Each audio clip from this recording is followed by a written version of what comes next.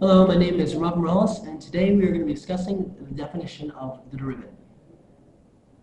So before we get to derivatives, let's discuss something that we should all know pretty well, which is the idea of slope.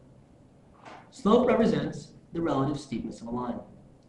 As a function's slope increases, the steepness of the function's graph increases.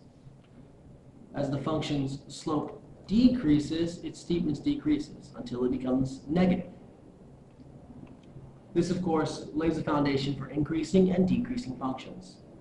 Again, this is completely independent of where the function lies, whether it be to the right or to the left of the axis. Slope is an intrinsic and fundamental component of the function. Now, as we view the next function, we see that it is linear, also meaning that it has a constant slope. So if we were to calculate that slope, we would utilize the slope formula, which says that slope equals the change in y over the change in x, or y2 minus y1 over x2 minus x1, which for our function happens to be 3.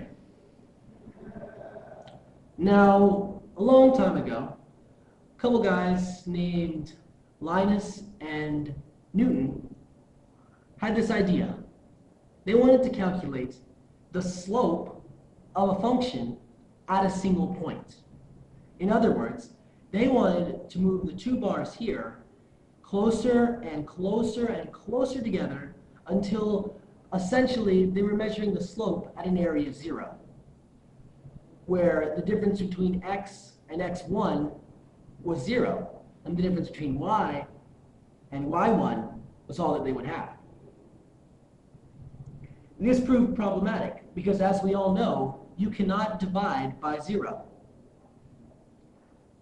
But each of them came up with independently the idea which we now know as the definition of the derivative, which says that the limit as h approaches 0 of f of x plus h minus f of x over h equals the derivative. That may sound really, really complicated when you first look at it, but let's break it down. As we all know, f of x is another way to write y. So in our case, in our slope formula above, we'd see y2. Well, when we're looking at derivatives, what we're looking at is f of x plus some insignificantly small amount that we're calling approaching 0.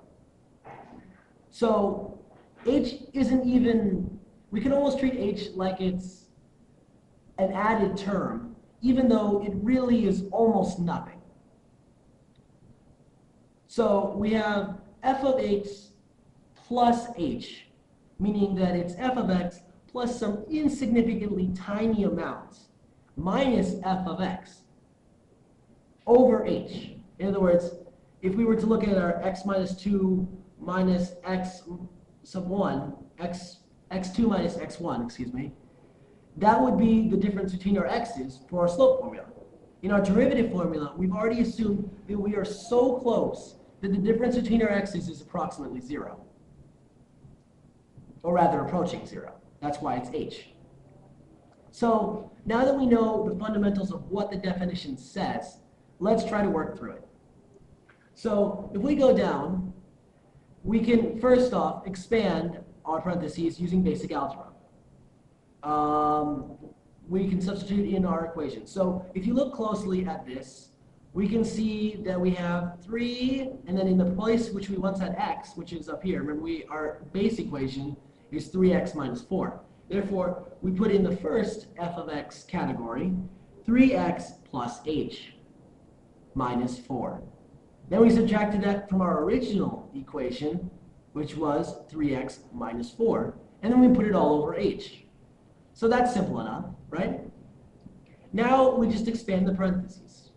So we get 3x plus 3h minus 4 minus 3x plus 4. Make sure that you remember your parentheses rules. A negative times a negative is a positive. Then, with a little bit of substitution, we can understand that all we have left, because the 3x's cancel out and the 4's cancel out, is 3h over h. Do a little bit of canceling out one more time as we remove the h from the top and the bottom of the equation, and we are left with 3, which makes sense, right? Because our line has a slope that is 3. All right, so let's look at one more equation. So here we have a nonlinear equation. In fact, it's a parabola, and the function of that parabola is x squared. So let's try to find the derivative of this function one more time.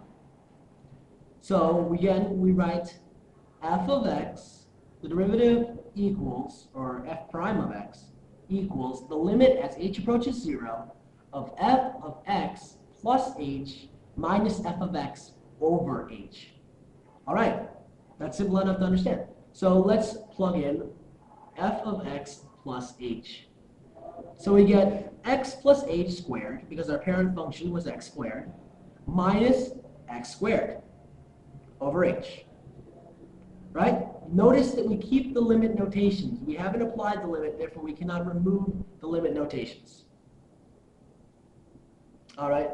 Now let's expand our parentheses, and this is a binomial, so we get x squared plus 2xh plus h squared minus x squared over h. Then we can do a fun little bit of addition. We can say we got minus x squared, we got plus x squared, and cancel those out. And that leaves us with the limit as h approaches 0 of 2xh minus h squared over h. We can remove h from the numerator and denominator, and we're left with 2x plus h, or rather 2x minus h. However, we can now substitute in 0 because we leave our limit notation and say 2x plus 0, which equals 2x. Now, you may be wondering, why is it in the last equation we got a value, whereas in this equation we got a function? Well, that's quite simple. With our parabola, the slope is changing for every single point.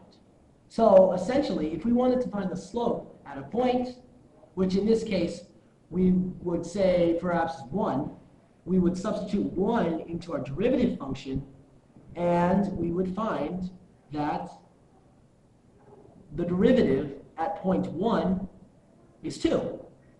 Now, you can prove this by drawing a tangent line, such as I have done here, placing it on the line, and you will notice that, in fact, the slope of the line was 2.